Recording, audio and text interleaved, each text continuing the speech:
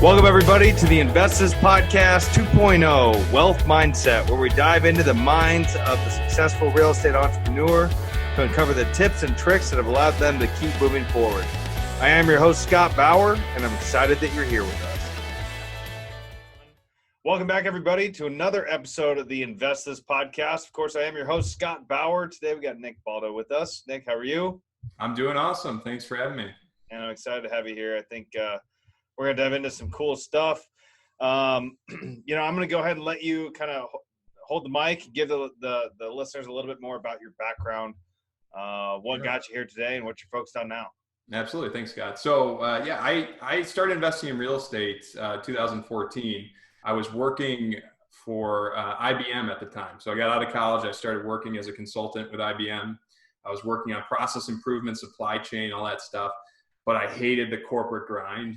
So I started investing in real estate, started flipping houses, got into some rental properties, was eventually able to leave the corporate job. So I was making a really good salary with IBM, but I was able to leave that corporate job and just invest full time, which was great. So I kept doing that. And I realized I was starting to take what I was doing at IBM and apply it to my business when it comes to understanding technology, understanding processes, and developing a process for my business that I could leverage to do more deals and to become more efficient.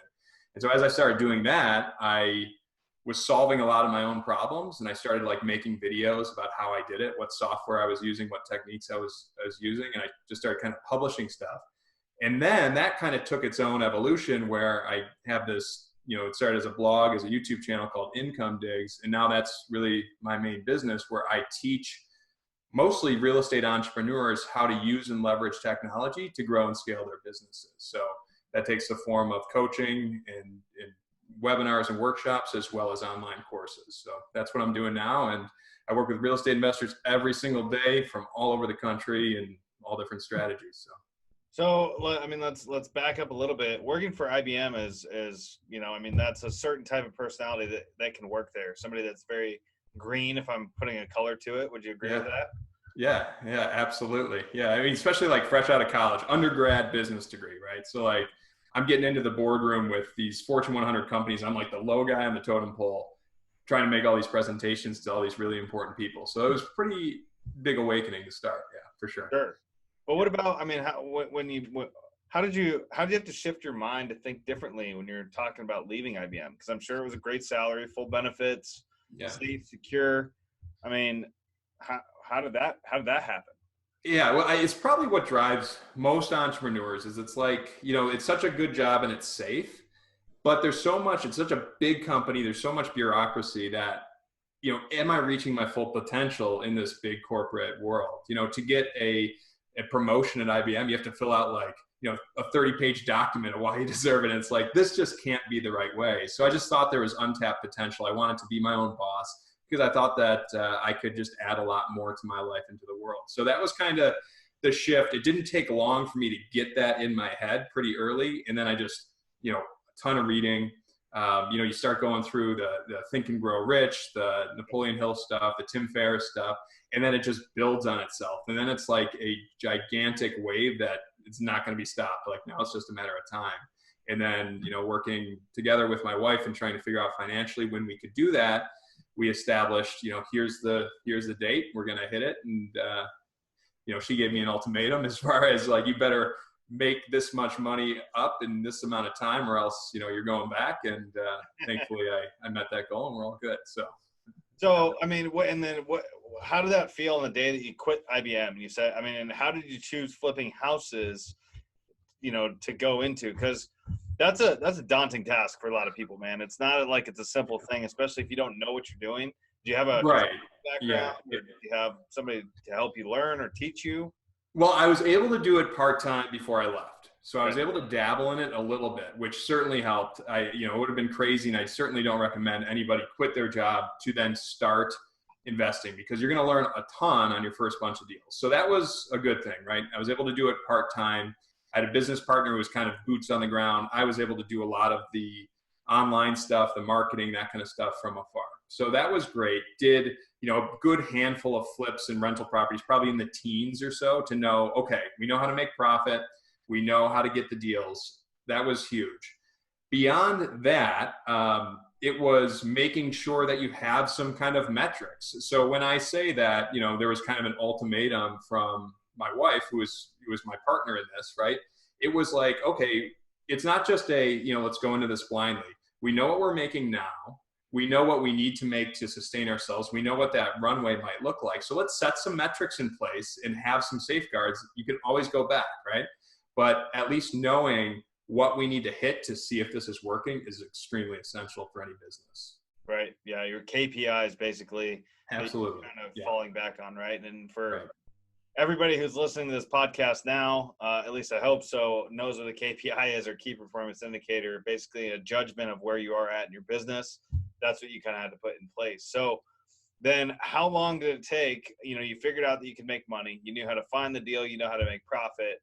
You said you did a handful of deals somewhere in the teens. I mean, what happened after that? What was your next step? Yeah, so we kind of ramped up the volume, and we were doing more flips. I think in the year that I was full time, my first year full time, we probably did like 8 flips. And these are we're actually buying, rehabbing, and selling.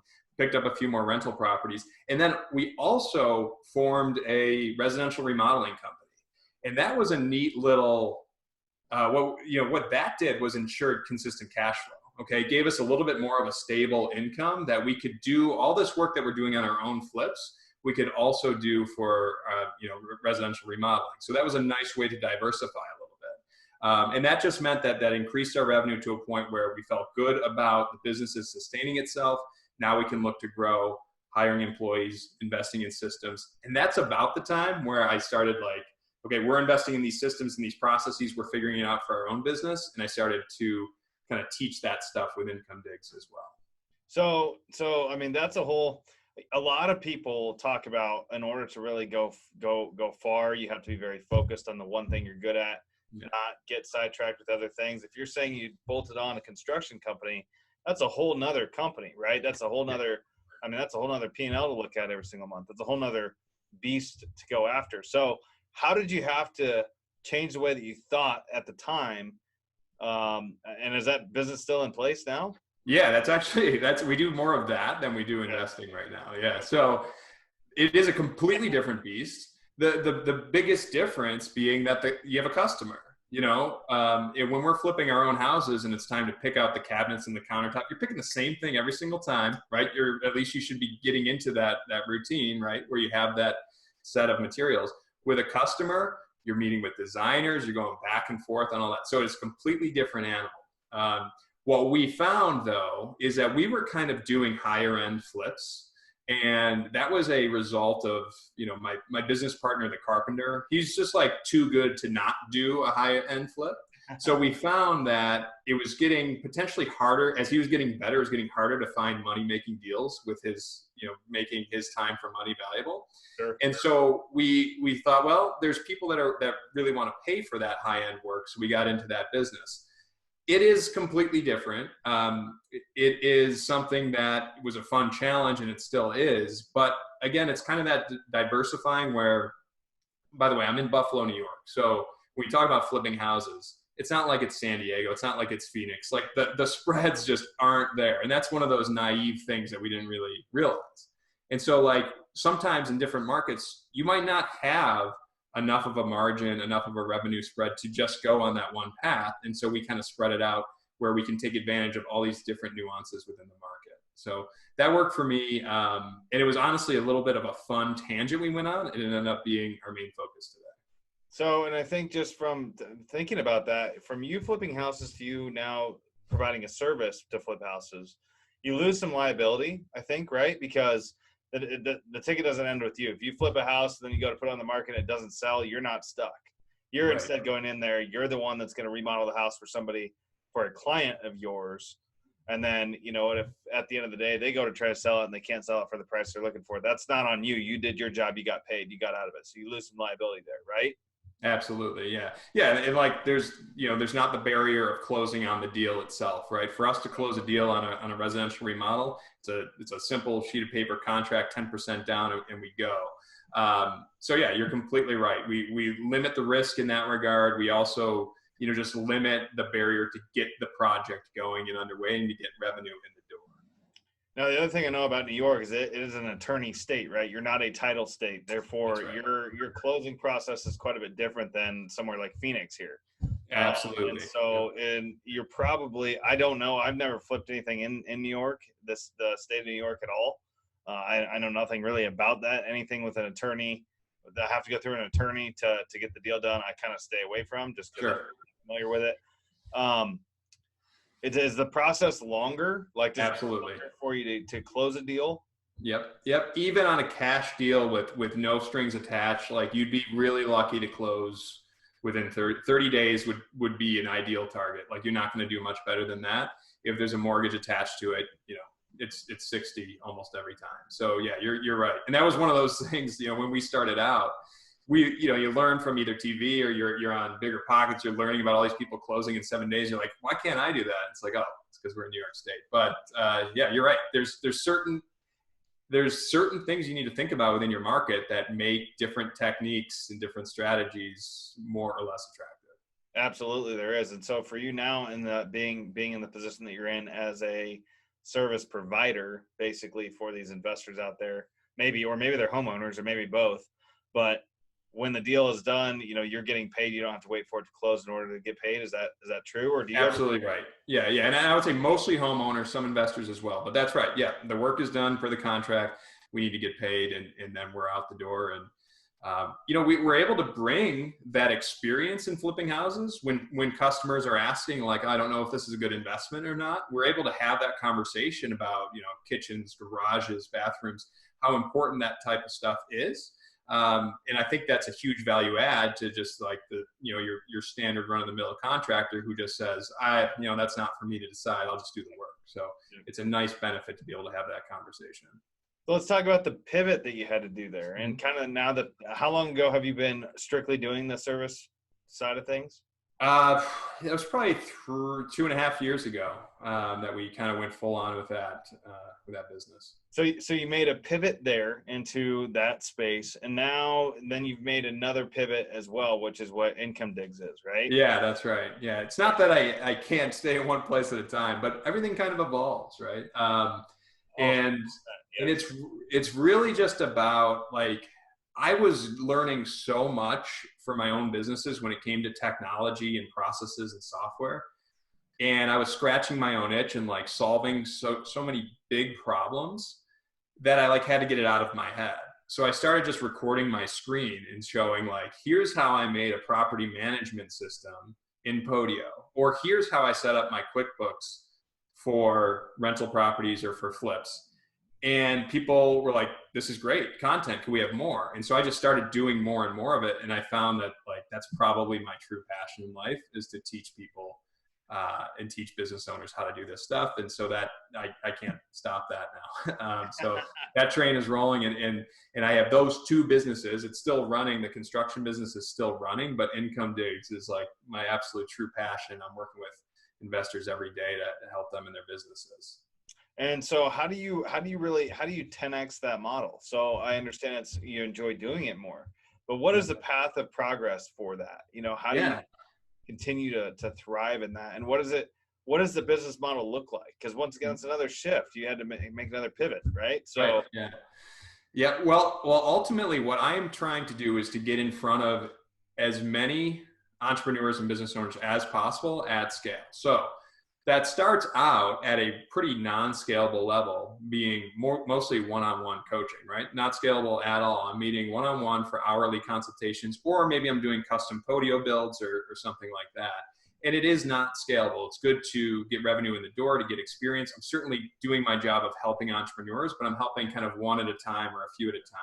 Yep. So what I'm working on right now to scale this is I'm building out courses and membership services so that I can get more people in the door with the same high valuable content at a time. So for example, right now we have Real Estate Accounting Bootcamp, which teaches real estate investors how to set up QuickBooks Online for their specific real estate investing business. And so that's an online course, 12 hours of really great content that goes through my process that I can get many, many people in the door. And I hold weekly Q&As with them. So I'm getting in front of more people and I'm making a better use of my time. So my goal on scaling is to more courses, more membership, more events, those types of things, so that, again, I can get in front of more people with less of my time as possible. I could definitely see that could be not easily, but a scalable product.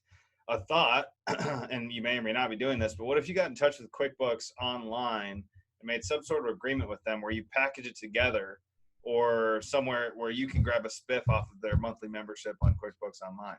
Yeah, we're actually doing that. So they do have a Pro Advisors program. So I'm part of that Pro Advisors program, and it's not the best affiliate type model that exists, but it is really cool. It's beneficial to both me and my customers. Basically, they give 50% off of their product if you're subscribed through a Pro Advisor. So I'm a Pro Advisor, and so I bring any new client who wants to be part of this deal comes through me. QuickBooks will bill me 50% off, and I'm charging my client a little bit extra for the service and for the benefit. Still way lower than they would have paid retail. So yeah, great point, and we're taking advantage of that. I will say that Intuit, bigger company, they're not as flexible as I'd like them to be on that, but it's certainly something that I can see with all the other software that we're using too, being a great supplemental model, as well as that affiliate and partnership income. Well, and I only bring that up because I think, and this is for all the listeners out there that may have a similar product or business, if you're doing in any business that you're doing, you got to look at all the moving parts that are within that business, because somebody's profiting somewhere, or multiple times throughout one transaction. In your case here, so you sign up with QuickBooks, they're paying a monthly subscription for that. Then they're paying you a monthly subscription, maybe, whatever else is tied into it. There are subscriptions being paid. So how can you, or any of the listeners out there, how do you insert yourself into it so that you're now the one that's getting paid on it, right? Because that's, if you're already doing the work, if you can get paid on it a couple, 2 or 3 or 4 times, that's you're 2, 3 or 4xing the money that you're getting on that same sale type thing, right? Yeah, absolutely. In businesses like, software businesses, they need to scale. They need to get leads in the door. And so if you have some kind of if you can break down that barrier to get more customers in the door, and you can do some of that work for them, I've been surprised at how valuable that is to them and how far they'll go as far as discounts or perks or your reseller commissions, any of that stuff. So yeah, that's a great point. It's something you should always be looking out for. What service am I using that I can potentially get a kickback from or get savings from, something like that, because I'm sharing it with others. Definitely. And are you actively looking for new clients and customers? I think the accounting side of things, as I kind of briefly touched on at the very beginning of the call here, like understanding your KPIs, knowing what your P&L looks like, knowing how to categorize rental properties and how you can be tax efficient with them is like really, really, really important. So all the listeners out there that have a portfolio and you're not managing your expenses the right way, and you're not looking at your P&L, and you're not, using QuickBooks Online or QuickBooks or any sort of accounting software like that, your product might be perfect for them. Yeah, it certainly might be. And I encourage people to check it out at incomedigs.com. And what I'm finding is that that's so true, is like, I think it's a good thing in that we focus on getting a deal. I think that's the most important thing. Like, we can't sign up for QuickBooks before we've gotten a deal. Do the work to get a deal, become a good investor first. But shortly thereafter, when it's time to scale, when you know that things are kind of working, let's get those KPIs in place. And that's where a lot of us struggle. The good news is that we just need to spend the time in the right place to learn that stuff. The hard part is learning how to invest in real estate. That's harder than the accounting. But, people like me, we're doing the work to make that accounting stuff easier. It's so important, though, as you point out. You need to have that information available in real time to understand, should you take on debt? Should you pivot your business, as you're talking about? What rental properties are outperforming the others? Should I refinance? Should I take on a partner? You can't make those decisions without having financial data at your fingertips. And that's what we're trying to solve. And on top of that, when it comes to accounting, real estate is way more complicated than, say, just like your general, retail restaurant or something like that, where you sell something and you pay for expenses. We are purchasing property. We're depreciating property. We're doing CapEx. We're doing refinance. We're doing seller financing, all that stuff. So there's a lot to it. And, but once we break it down and once you establish that process, you're kind of good to go. You have everything at your fingertips. Yep. And I mean, you're right. Everything comes down to math, and anything out there in the world is all a math problem if you break it down to the bare minimum, right? At the end of the day, it's all a math problem. And so I think a lot of people do get caught up in the fact that if they go to start a business, they think that they need to get their business cards and their QuickBooks account and everything set up first. And that's actually opposite of what you should do. You should go find a deal. You should, get some revenue first and then fall back on the accounting side. But, what do you think is going to happen? So, and have you seen any sort of uptick in business, or now that people are staying home more because of this COVID-19 thing? Well, I will tell you that I did kind of a massive rush to relaunch my course when I realized everybody's going to be staying home for a long time and be kind of bored. So we just did kind of a relaunch on that. And there seems to be people that are taking this time to say, like, I'm at home where I wouldn't have been before. This is something that, let's face it, is not an exciting thing to do, is to get your books in line.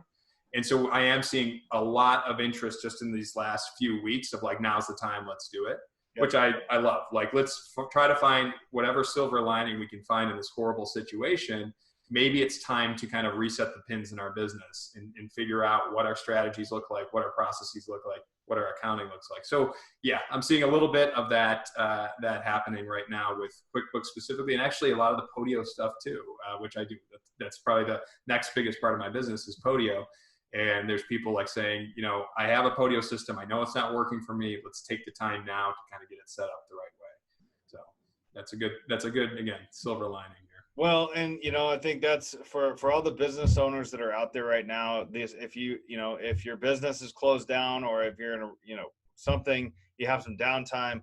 Now is the time to get those inefficiencies out of your business, because what better of a time can you use, right?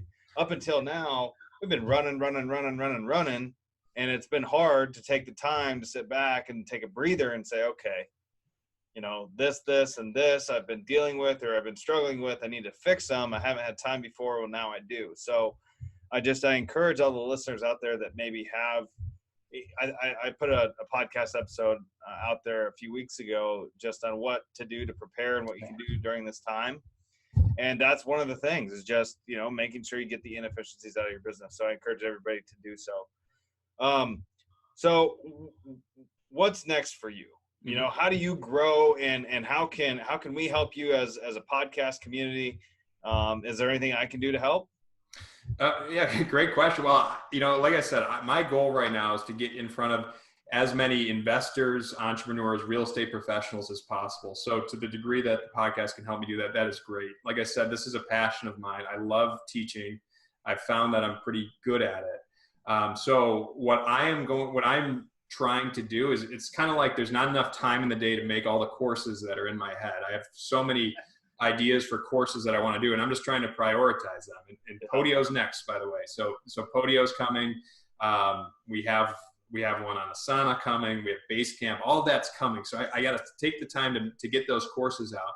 But in the meantime, we have tons of free material and paid material on our website that's available.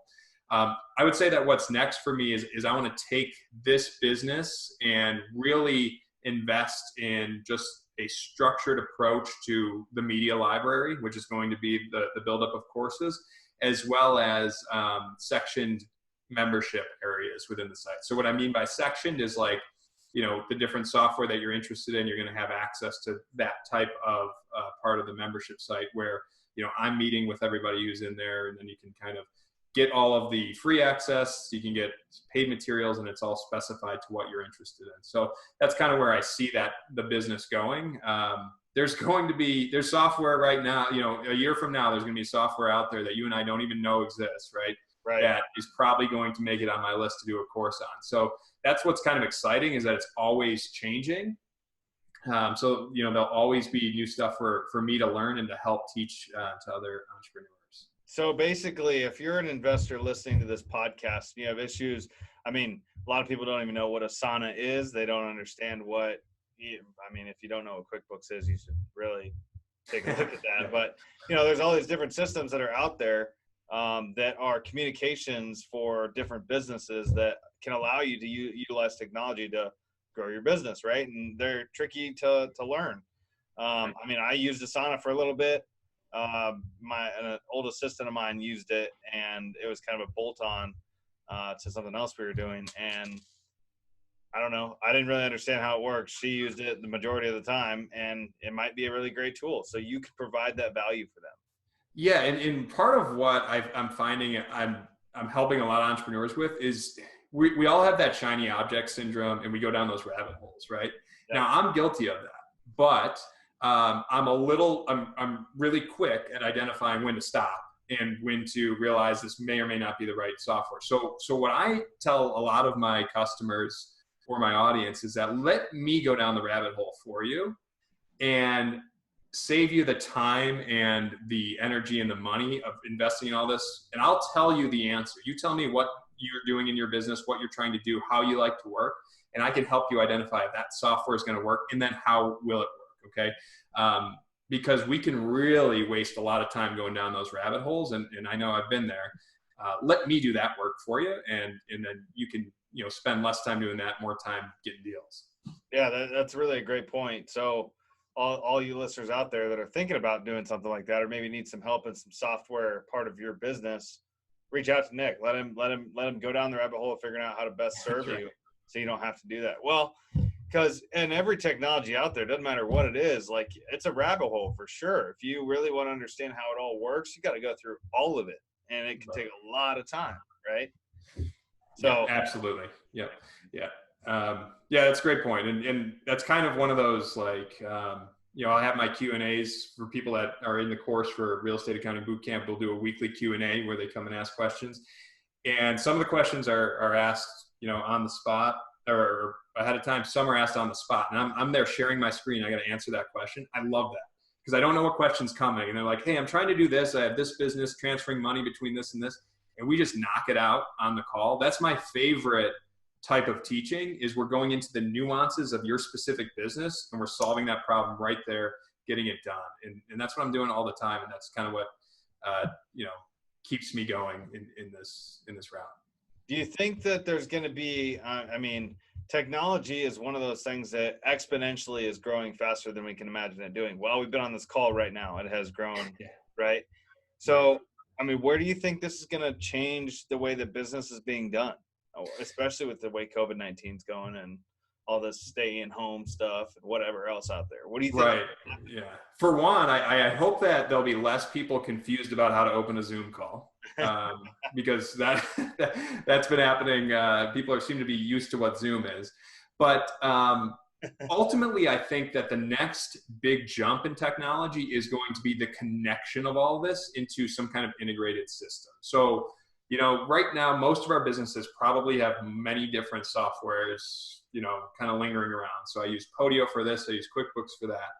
And there's apps out there like Zapier that are trying to connect those all. Okay. And it's working pretty well. But I think the next big jump in technology is what is traditionally called enterprise level software for big corporations. I think is going to make its way to small and medium-sized businesses. I think Podio would potentially be one that could kind of do that if we got a little bit more of an investment from Citrix. But I think that's the next level, is to have enterprise level for small and medium-sized businesses. It's way too expensive at this current point, but it's getting cheaper and cheaper.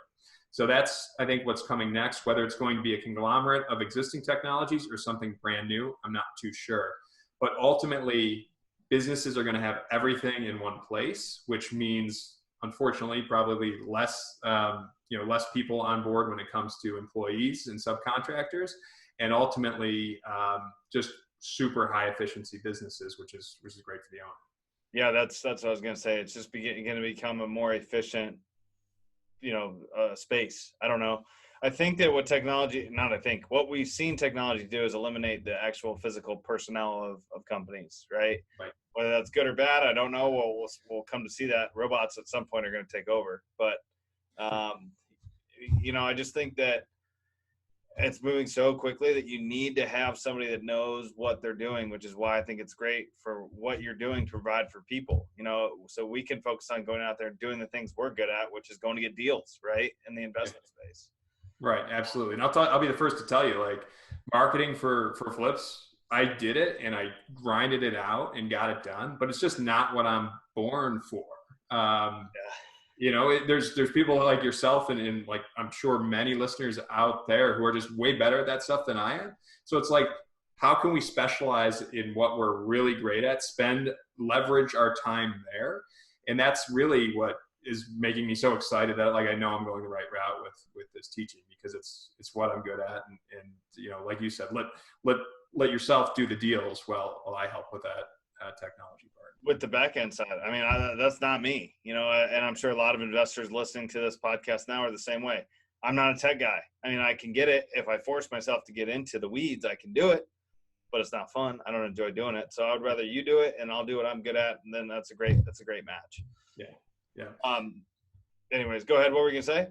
Yeah, I was going to say, like, you say that's not fun for you. And I completely get that. And that's what's like so crazy about this is I'll be solving a problem for a customer and, like, biggest smile on my face. I'm the happiest guy in the world. My wife will wonder why I'm so excited. It's like, oh, I just solved this big Podio build. We were able to integrate with this system, and she thinks I'm a big nerd and a loser, but the owner's happy. They don't know why I'm so giddy about it. They just know it works, and so they're happy. But I'm just, I just get excited to solve those problems. I love that.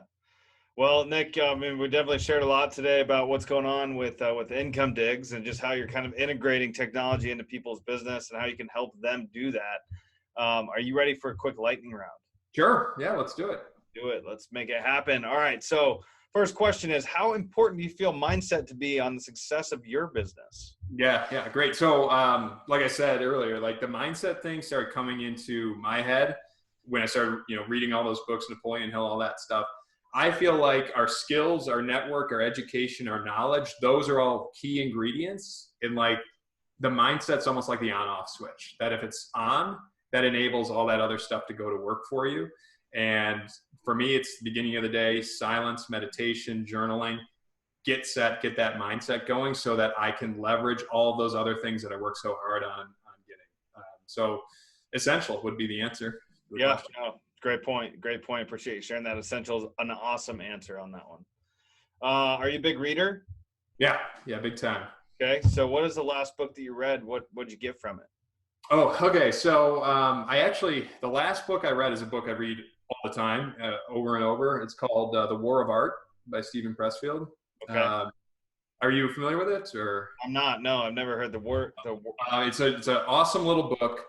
It's called The War of Art. The idea is that what we do, what our genius is our art, and we need to cut through the bullshit and do it every single day or as much as possible. So it's about getting over resistance and showing up to work every day on what you are truly a genius at. And it's a super simple read. It's a really good audio book as well.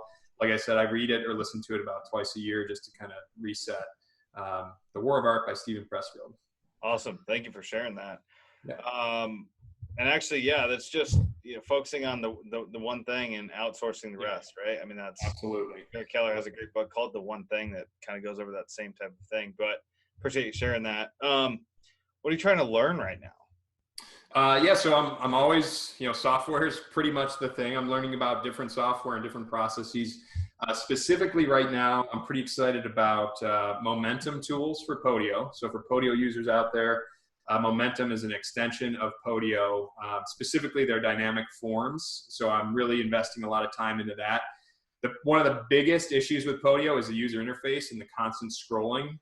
Dynamic forms allows you to edit existing items with a really nice looking skin on it. So I'm diving pretty heavily into that.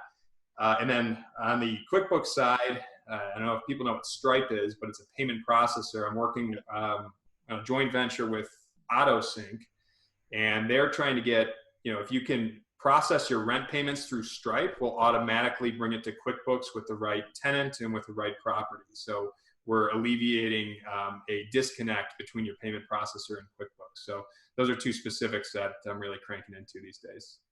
That actually sounds really exciting, because then it sounds like you're streamlining the process so there's no human interaction between inputting data, right? Because that's where a lot of things go wrong, is just the human element, right? People. Yeah, right. So like we have many ways to accept payment, Cozy or Stripe, but then it hits QuickBooks and we have no idea who the tenant was, what the project was. So what we're trying to do is connect those two, again, eliminate the human interaction needed.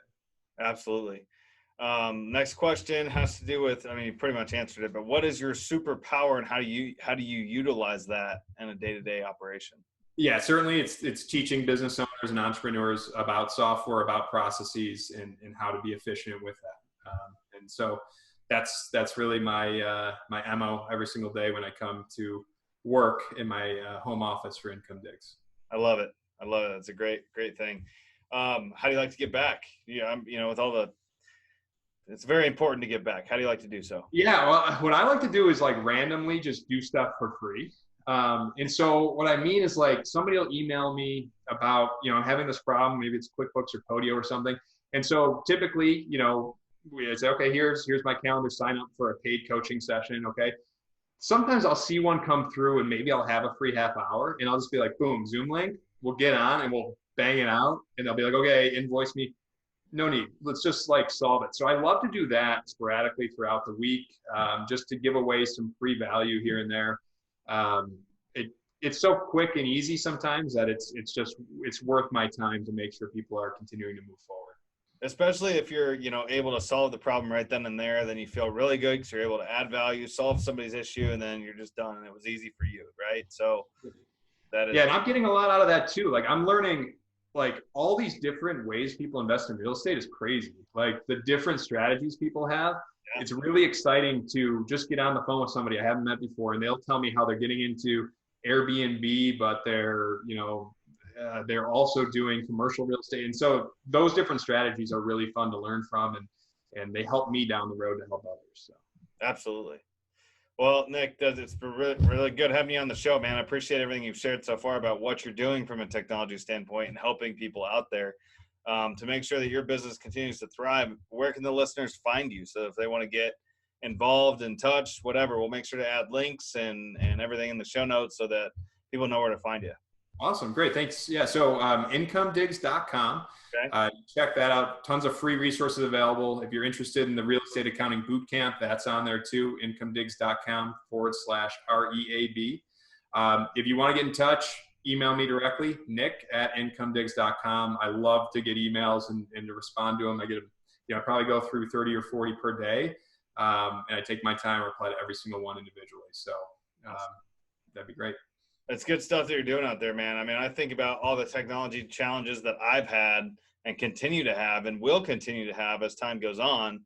To have somebody that's out there providing value for people and solving their problems of learning, because really, I don't have to learn what you know because you know it. So I just hire you, and then you provide the value, and we're good. I can keep doing what I'm doing. So I think it's great, man. I really do. That's the idea. It's all about leverage, right? So yeah, I appreciate that, and that's kind of what you're doing too with the podcast, as you know, right? Is you are leveraging your knowledge and the knowledge of your guests to share that with others. So the more we can do that, the better this industry is going to do, and the better that this group of entrepreneurs can do, which is everything that we all need. And that's exactly right. Now, obviously, the podcast is 100% free for every listener out there that wants to hear it. We're trying to add value to people's lives so they can move their business forward. So, I appreciate you sharing that. And for all the listeners that have stuck with us up to this point, thank you for doing that. Of course, we're super grateful on that. But also, like this, share it, subscribe to make sure you don't miss another episode, but share it to all your friends because, especially in today's world, like I've said multiple times here, if you don't know how to use technology, you need somebody to help you. Nick's your guy. So he can certainly help out. Cool. Appreciate that, Scott. All right, man. We'll talk to you real soon. All right. Thanks. Yeah.